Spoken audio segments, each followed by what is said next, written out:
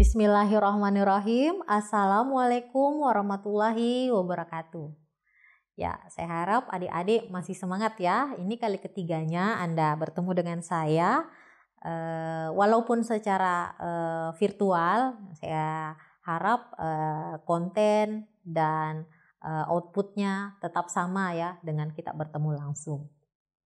Baik, hari ini saya ditugaskan untuk memberikan gambaran terkait dengan farmakoterapi dari kanker.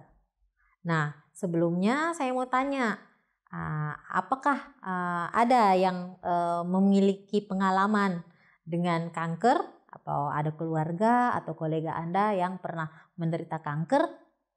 Ya, saya rasa ini merupakan penyakit yang cukup global ya. Ini merupakan WHO mengatakan bahwa kanker adalah penyakit yang memang sekarang sudah menjadi endemik dimanapun. Dan itu sangat berkembang cukup pesat di belahan dunia manapun.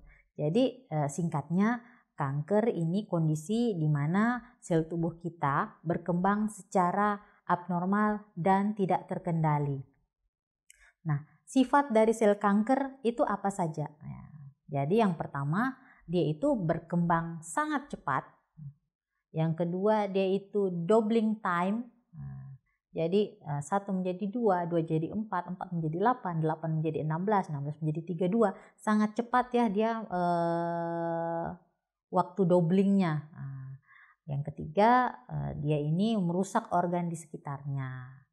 Ya, jadi dia akan mempengaruhi, berefek pada organ di sekitar, bahkan dia akan menyebar ya, bermetastase ke organ lain, dan dia juga mengalami mutasi dan heterogen. Nah, jika kita mengalami kanker, terapi apa saja sih yang bisa kita lakukan? Yang pertama ada terapi lokal dengan melakukan operasi, tindakan surgery, dan radiasi. Sedangkan untuk terapi sistemik, kita biasanya menggunakan antineoplastik, kemoterapi, yang kedua hormonal terapi, yang ketiga imunoterapi. Nah, hari ini saya akan lebih banyak membahas mengenai kemoterapi. Ya. Selanjutnya akan ada muncul pertanyaan, bagaimana sih cara kita mengobati kanker? Jadi prinsip dari pengobatan kanker adalah menghilangkannya. Dan modalitas pengobatan kanker, kalau kita lihat, jika dia diobati secara tunggal, apakah dengan bedah saja, radiasi saja, kemoterapi saja, hormon saja, bioterapi saja, ataupun dengan kombinasi. Misalnya kombinasi antara bedah dengan kemoterapi, radiasi dan kemoterapi, bedah dan radiasi. Pokoknya segala cara kita lakukan asal aman dan rasional. Nah, tadi saya mengatakan bahwa kita akan memperdalam di bagian kemoterapinya. Nah, kemoterapi itu apa? Jadi kemoterapi adalah pengobatan kanker dengan zat atau obat yang berkhasiat membunuh sel kanker. Nah, obat tersebut disebut dengan sitostatika karena dia bisa menghambat kerja sel yang sedang tumbuh. Dan obat ini diberikan secara sistemik, dalam arti dia akan menyebar ke seluruh tubuh. Nah, selain yang tadi di atas saya sebutkan, ada juga kombinasi kemoterapi dan terapi yang lain. Biasanya ini karena keterbatasan dari kemoterapi, sehingga dia diwajibkan untuk dikombinasi dengan pengobatan lain untuk mengambil manfaat masing-masing. Nah, biasanya kita melakukan kemoterapi adjuvan. Nah, ini kemoterapi yang diberikan sesudah operasi. Ada kemoterapi neoadjuvan, ini diberikan sebelum operasi. Dan kemoterapi paliatif untuk mengurangi besarnya tumor yang menyebabkan nyeri atau sulit bernapas pada pasien yang menjalani kemoterapi. Nah, apa sih sebenarnya manfaat pemberian kemoterapi ini? Ya, kalau dilihat dari kategori manfaatnya, ada beberapa kriteria manfaat dari kemoterapi terhadap sel kanker. Yang pertama, dia bisa menyembuhkan atau dia bisa membuat pasien menjadi lebih lama hidupnya. Seperti jika pasien terkena kanker penyakit Hodgkin, non-Hodgkin atau limfoma jenis large cell, kanker testis jenis germ cell, leukemia, dan limfoma pada anak. Ini bisa sembuh ya dengan pemberian kemoterapi. Nah, ada juga pemberian kemoterapi namun tidak bisa sembuh. Hanya beberapa kasus saja yang bisa sembuh ya. Kadang-kadang dapat sembuh, kadang juga tidak bisa menyembuhkan. Dia hanya berperan dalam mengendalikan kanker agar pasien lebih lama waktu hidupnya. Ini seperti pada kanker payudara, kanker ovarium, kanker paru jenis small cell, limfoma non-Hodgkin, multiple myeloma, koriokarsinoma. Dan ada juga kemoterapi yang bermanfaat untuk paliatif. Dia tidak dapat sembuh ya, hanya saja mengurangi gejala. Seperti pada kanker nasofaring, kanker prostat, kanker endometrium, kanker leher dan kepala, kanker paru jenis non-small cell. Nah, dan juga ada juga kemoterapi yang kadangkala bermanfaat. Jadi seperti kanker jaringan lunak, melanoma, kanker usus besar. Jadi kalau kita lihat memang pemberian kemoterapi itu tidak semuanya bisa menyembuhkan. Beberapa contoh kasus misalnya mungkin Anda tahu artis ya yang banyak meninggal karena kanker, misalnya Julia Perez. Dia kan kanker mulut rahim. Jadi tadi kalau dilihat di situ kanker endometrium memang tidak bisa disembuhkan ya, hanya saja bisa memperlama waktu hidup. Tetapi ada juga yang bisa sembuh, seperti beberapa artis itu ya yang bisa sembuh seperti Rima Melati, Ria Irawan. Nah, mereka berhasil sembuh dari kankernya. Itu karena memang jenis kankernya memang bisa dimatikan dengan pemberian kemoterapi. Nah, bagaimana mekanisme kerja sitostatika? Nah, obat ini bekerja pada siklus sel, di mana kita tahu pembelahan sel itu atau mitosis itu proses pembelahannya ada beberapa fase ya. Ada fase M, G1, S, G2, G0, dan progresnya itu bergantung pada siklus selnya. Nah, bagaimana dengan penggunaan obat sitostatika? Nah, kumpulan obat-obat sitostatika ini disebut sebagai regimen kemoterapi. Nah, regimen kemoterapi ini ada yang tunggal, ada yang kombinasi. Nah, kalau yang tunggal biasanya digunakan pada zaman dahulu ya, sampai sekarang juga masih digunakan. Hanya saja khasiatnya kurang dibanding dengan yang kombinasi. Dia punya efek samping ringan. Nah, yang selanjutnya untuk regimen yang kombinasi, dia biasanya untuk mendapatkan khasiat dan untuk mengurangi efek samping yang muncul dengan pemberian tunggal. Tadi kita banyak menyinggung mengenai regimen kemoterapi. Jadi bagaimana model regimennya? Nah, regimen kemoterapi ini biasanya dibuat dengan singkatan berdasarkan nama obat, kadang juga berdasarkan nama penemunya.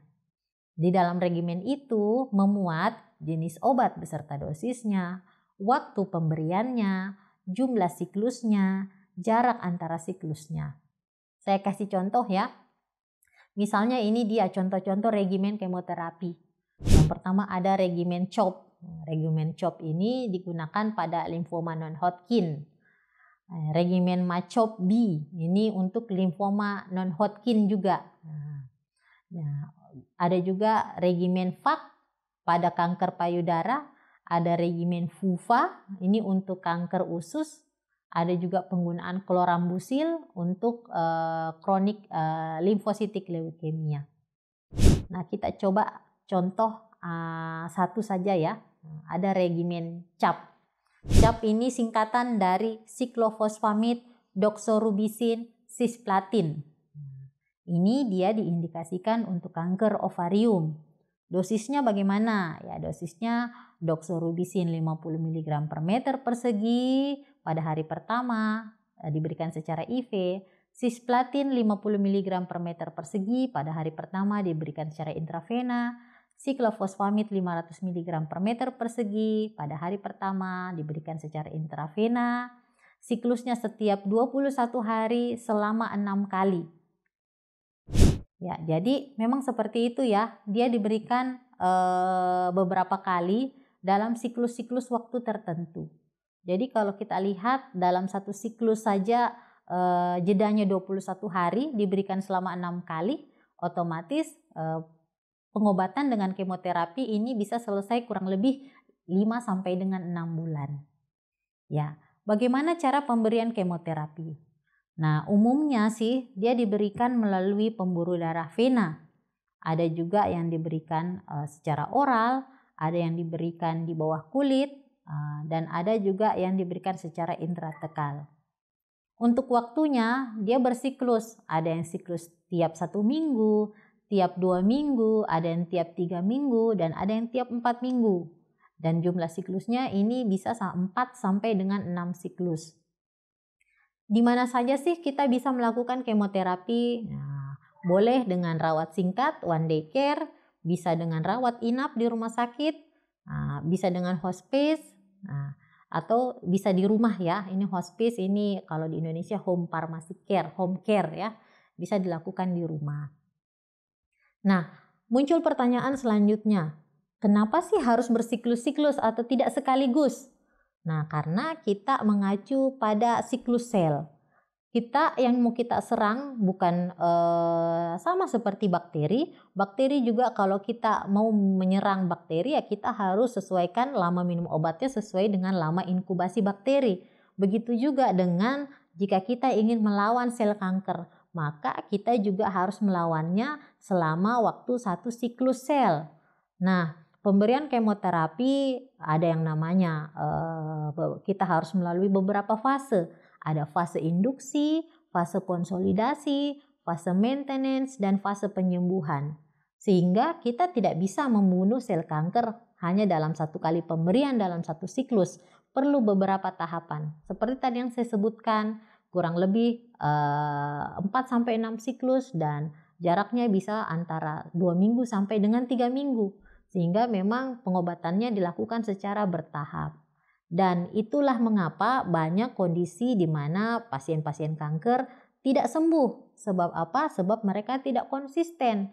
Siklus pertama datang, siklus kedua tidak datang lagi. Atau siklus pertama kedua mereka masih bersemangat, tetapi muncul efek samping yang merugikan. Paling sedikit mereka akan mual muntah, atau mungkin rambut sudah mulai rontok sehingga mereka langsung menjadi kalau istilah anak sekarang jadi insecure ya. Nah, mereka jadi insecure, tidak mau lagi melakukan kemoterapi sehingga mereka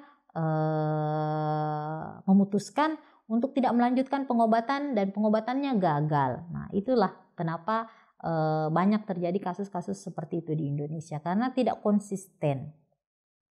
Ya, selain itu juga dalam pemberian kemoterapi seperti yang saya sebutkan sebelumnya banyak memunculkan efek samping ya. Nah, seperti mukositis, mual muntah, diare, sistitis, kemandulan, mialgia, neuropati, rontok rambut, fibrosis pulmonal, kardiotoksisitas, reaksi lokal, gagal ginjal, mielosupresi, plebitis. Wah, cukup banyak memang bagian yang akan diserang. Nah, makanya sebelum pemberian kemoterapi, pasien sudah menandatangani informed consent sebelumnya bahwa akan terjadi efek samping seperti ini. Mau tidak menyetujuinya? Biasanya sih mereka akan berpikir antara risk and benefit, mau sembuh tidak? Biarlah rambut rontok, masih ada jilbab ya, misalnya yang menutupi. Misalnya seperti itu. Makanya memang makan buah si malakama ya harus ada yang dikorbankan karena efek sampingnya cukup terasa. Dan efek samping kemoterapi ini bisa terjadi dalam waktu yang sangat cepat, segera, lambat, dan bisa jadi juga sangat lambat. Nah, saya akan berikan contoh ya kejadian efek samping kemoterapi berdasarkan onsetnya. Ada yang onsetnya intermediate. Nah, ini berarti efek samping terjadi dalam waktu beberapa jam sampai beberapa hari setelah kemoterapi. Misalnya mual muntah, nekrosis jaringan, plebitis, kulit kemerahan, demam, menggigil, hipertensi. Wah, cukup banyak ya. Nah, ada juga yang kejadiannya early ya. Jadi efek samping yang terjadi dalam waktu beberapa hari sampai beberapa minggu setelah kemoterapi, seperti leukopenia, trombositopenia, alopecia, stomatitis, diare, hiperkalsemia, hipomagnesemia, hiperglikemi, konjungtivitis. Nah, banyak sekali efek samping yang muncul. Ada juga efek samping yang delay. Ini efek samping yang terjadi dalam waktu beberapa minggu sampai beberapa bulan setelah kemoterapi. Jadi ternyata memang setelah beberapa bulan masih ada kemungkinan muncul efek samping seperti anemia, aspermia, hepatocellular damage, pulmonary fibrosis, neuropati perifer, cardiac nephrosis, jaundice, dan ada juga yang dikategorikan late ya, di mana efek samping yang terjadi dalam waktu beberapa bulan sampai dengan beberapa tahun kemoterapi. Wow, ini efek samping jangka panjang seperti kemandulan, menopause dini, akut leukemi, limfoma, tumor solid.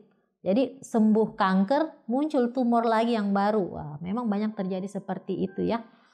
Nah, sebagai calon apoteker, Anda seharusnya dapat menghitung dosis regimen kemoterapi. Nah, sebagian besar sih memang rumus dosisnya dihitung berdasarkan dari luas permukaan tubuh atau body surface area. Nah, jadi ada juga beberapa perhitungan dosis dengan memperhatikan AUC-nya, dan masing-masing orang kan berbeda-beda. Nah, rumusnya seperti apa kalau kita ingin menghitung dosis berdasarkan luas permukaan tubuh? Jadi rumusnya adalah akar tinggi badan kali berat badan dibagi 3.600. Di mana tinggi badannya satuannya cm, berat badan satuannya kilogram, dan per 3.600. Jangan lupa ya untuk diberikan akar. Nah, dosis selanjutnya perhitungan dosis berdasarkan nilai AUC-nya kita menggunakan Calvert formula. Jadi rumusnya target AUC dikali GFR tambah 25. Ya, di mana target AUC-nya ini ditentukan dari riwayat kemoterapi sebelumnya. Ayo kita lakukan latihan ya dengan beberapa contoh kasus. Ya, jadi ini ada contoh kasus nih, wanita 53 tahun, diagnosis kanker ovarium, mendapatkan kemoterapi regimen CAP, berat badan 50 kg, tinggi badan 160 cm, pemeriksaan sebelum kemoterapi, HB-nya normal, leukositnya normal, trombosit normal, SGOT, SGPT normal, GFR-nya 70 ml per menit. Berapa dosis untuk pasien tersebut? Nah, sebelumnya kita hitung dulu ya body surface area atau luas permukaan tubuhnya. Jadi dengan tadi menggunakan rumus akar berat badan kali tinggi badan per 3.600. Ya, kita dapat hasilnya 1,49, kita bulatkan saja menjadi 1,5 meter persegi. Jadi langsung saja, karena dalam regimen itu sudah dijelaskan dosis untuk CAP ini, siklofosfamid 500 mg per meter persegi, adriamycin 50 mg per meter persegi, platamin 50 mg per meter persegi, sehingga dosis yang dibutuhkan kita cukup kalikan saja. Ya, kita kalikan dosis adriamycin tadi dikali 1,5 meter persegi, platamin 50 mg kali 1,5 meter persegi, sehingga kita peroleh dosis siklofosfamid 750 mg, adriamycin 75 mg, dan platamin 75 mg. Nah, siklusnya diberikan setiap 21 hari sebanyak 6 kali. Saya rasa mudah ya. Contoh selanjutnya, ada pasien dengan berat badan 60 kg, tinggi badan 165 cm. Dia mengalami high grade non-Hodgkin lymphoma dan dia akan direncanakan melakukan kemo regimen R-CHOP.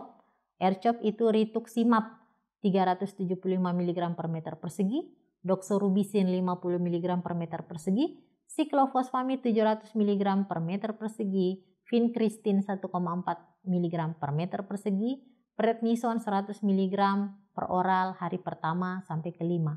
Nah, berapakah dosis bagi pasien tersebut? Nah, Jadi sama, kita hitung dulu luas permukaan tubuhnya, yakni dari akar berat badan kali tinggi badan per 3.600. Nah, kita dapat nilainya adalah 1,65 meter persegi.